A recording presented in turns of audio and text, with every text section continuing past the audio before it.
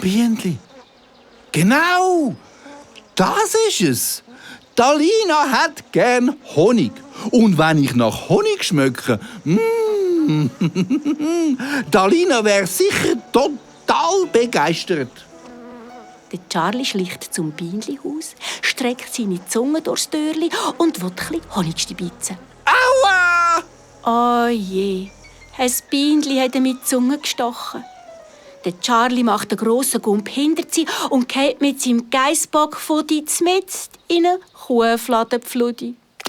Aber das ist nicht alles. Jetzt fliegt eine ganze Bienenschar hässig zum Bienenhaus aus. Der Charlie springt, was gibst, was hast du davon?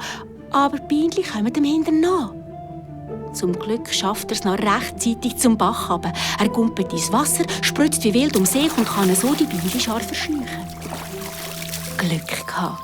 Der Charlie kühlt seine verstochene Zunge im kalten Wasser. Ah, das tut gut. Und was schmeckt denn jetzt so fein? Aha, auf der anderen Seite vom Bach hat es wilde Rosen. Der Charlie freut sich. Und es kommt ihm doch gerade ein schönes Liedli in den Sinn.